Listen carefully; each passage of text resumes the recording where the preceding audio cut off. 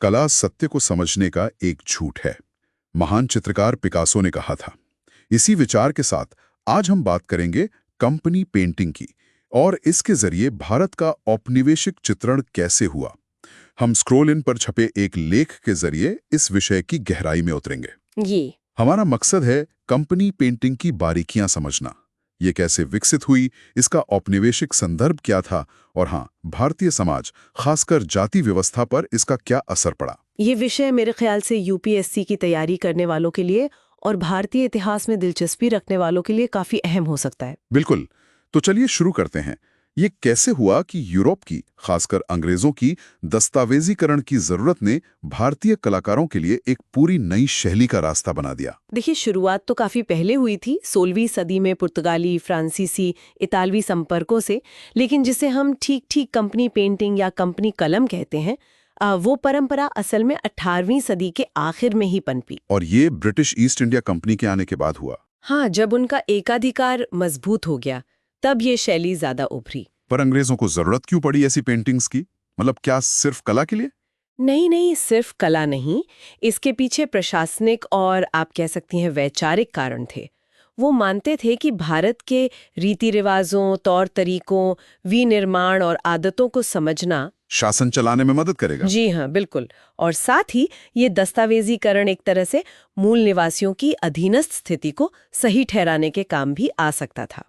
तो शुरुआत में तो उन्होंने ब्रिटिश कलाकारों को ही भेजा था। अच्छा, पहले ब्रिटिश कलाकार आए, पर फिर भारतीय कलाकारों को क्यों चुना गया? बहुत जल्द उन्हें अंदाजा हो गया कि जो स्थानीय भारतीय कलाकार हैं, जिन्हें मुगल मिनिएचर पेंटिंग जैसी परंपराओं का ज्ञान था, वो इन विषयों को चित्रित करने में तकनीकी रूप से ज्यादा कुशल थे।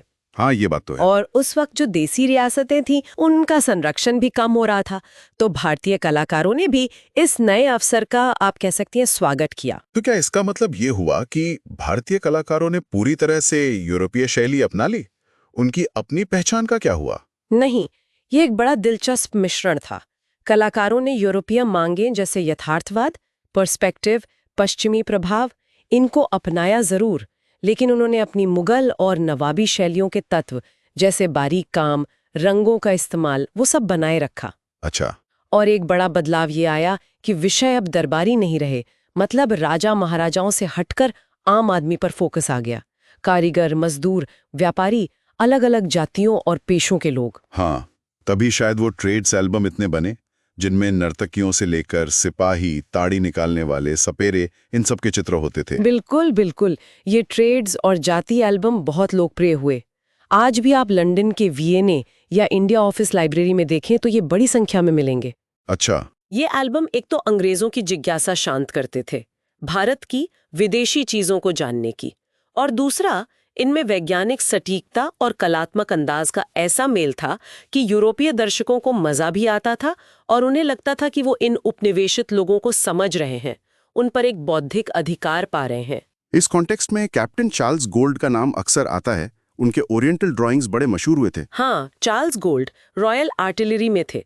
उन्होंने 1791 से 98 के बीच दक्षिण भारत, खासकर कर्नाटक और मैसूर में काफी स्केचेस बनाए, जो फिर 1802 में ओरिएंटल ड्राइंग्स नाम की किताब में छपे। उनमें क्या खास था? देखिए, हो सकता है उनमें एकदम सटीक जातीय या निर्वंश विज्ञान की जानकारी न हो, पर उनके जरिए यूरोप के लोगों को भारत के अलग अलग जातियों, पेशों जैसे सिपाही, दुभाषिए, नाई, बाजीगर, यहाँ की इमारतों जैसे पगोडा, लालबाग और धार्मिक रीति रिवाजों जैसे हनुमान पूजा, मुहर्रम, इन सब के बारे में पता चला। जैसे टीपू सुल्तान के सिपाही का चित्र, उसमें वर्दी वगैरह का विवरण था। हाँ, बिल्कुल। टाइगर जैकेट, पगड़ी, कमरबंद, फ्रांसीसी बंदूक, इन सब का जिक्र है। और पीछे श्रीरंगपट्टना के खेत और नदियां भी दिखाई गई हैं, जिससे भौगोलिक और राजनीतिक संदर्भ मिलता है। लेकिन क्या इन चित्रों और उनके साथ लिखे विवरणों में एक तरह का पूर्वाग्रह भी था, जिसे हम ओरिएंटलिज्म कहते हैं? हाँ हाँ, बिल्कुल। ओरिएंटलिज्म यानी पूरब को एक खास, अक्सर पिछड़े, रहस्यमयी, अजीब नजरिए से देखने की पश्चिमी प्रवृत्ति गोल्ड के काम में ये साफ दिखता है। वो अक्सर भारतीयों और उनकी रीति रिवाजों को बर्बर या असभ्य जैसा दिखाते हैं। कोई उदाहरण? जैसे उन्होंने कुलियों के खाने के तरीके का वर्णन किया है, वो थोड़ा नीची नजर से है। उन्होंने जातिगत भेदभावों पर भी लिखा है कि कैसे अलग अलग जातियां अलग खाती हैं।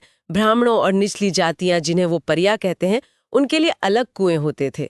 परिया कुओं के पास जानवरों की हड्डियां बिखरी होती थीं, ऐसा लिखा है। और महिलाओं या दूसरे धार्मिक समूहों का चित्रण। के फिगर की तारीफ तो की है, पर रंग की वजह से उन्हें सुंदर कहने में हिचकिचाते हैं।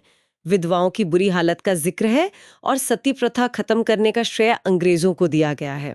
ये सब औपनिवेशिक सोच को दिखाता है। हाँ, ये पैटर्न तो दिखता है।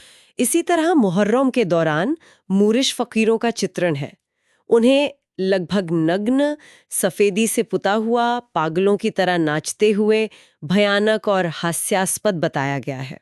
तो मतलब ये पेंटिंग सिर्फ दस्तावेज नहीं थी, ये एक तरह से औपनिवेशिक नैरेटिव, एक कहानी गढ़ रही थी। निश्चित रूप से गोल्ड जैसे लोगों के काम ने इस धारणा को मजबूत किया कि अंग्रेज भारत में सभ्यता ला रहे हैं, यहाँ की सांस्कृतिक विरासत को बचा रहे हैं, जबकि भारतीय समाज खुद इसके प्रति उदासीन है। जैसे प्राचीन मंदिरों के रखरखाव पर उनकी टिप्पणी अच्छा, कमी और यूरोपीय बौद्धिकता की श्रेष्ठता पर जोर देते हैं। तो ये विडंबना है कि जो रिकॉर्ड शायद श्रेष्ठता दिखाने के लिए बने, वो आज हमें उस दौर के समाज के बारे में बहुत कुछ बताते हैं। बिल्कुल। और इन ट्रेड एल्बमों में एक और चीज दिखती है। अक्सर यूरोपियनों को योद्धा, अधिकारी दिखाया गया है और भारतीयों को सेवक भूमिकाओं में। शिक्षक, भिखारी, दूध वाले, मछुआरे, कुम्हार, ये चित्र कहीं ना कहीं भारत के ग्राम जीवन के हस्त उद्योग का आदर्शीकरण भी करते थे, यूरोप की औद्योगिक क्रांति के विपरीत। हाँ, ये कंट्रास्ट दिखाते थे। और विडंबना यही है कि ये औपनिवेशिक रिकॉर्ड जो ब्रिटिश राष्ट्र का स्थापित करने और भारत को वर्गीकृत करने के लिए थे, एक स्थायी प्रभाव छोड़ गए। गोल्ड में जैसे कामों में जो जातिगत पदानुक्रम और सामाजिक भेद दिखाए गए, वो आज भी भारतीय समाज में कहीं ना कहीं मौजूद हैं। और ये सवाल उठता है कि क्या इन एल्बमों ने इन पदानुक्रमों को और मजबूत कर दिया? तो ये साफ है कि कंपनी पेंटिंग सिर्फ एक कला शैली नहीं थी। ये औपनिवेशिक नियंत्रण, ज्ञान पैदा करने और भारतीय समाज को बांटने का एक शक्तिशाली जरिया भी थी।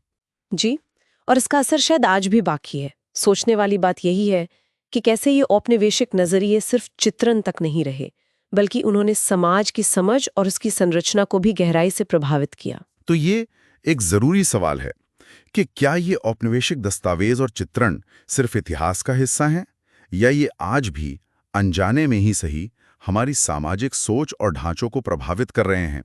इस पर विचार करना वाकई महत्वपूर्ण है। अगर स्क्रोल इन के लेख पर आधारित ये चर्चा जानकारी भरी लगी हो, खासकर यूपीएससी की तैयारी या भारतीय इतिहास को समझने के नजरिए से, तो इसे लाइक करें, सब्सक्राइब करें और अपनी राय या सवाल नीचे टिप्पणी में जरूर साझा करें।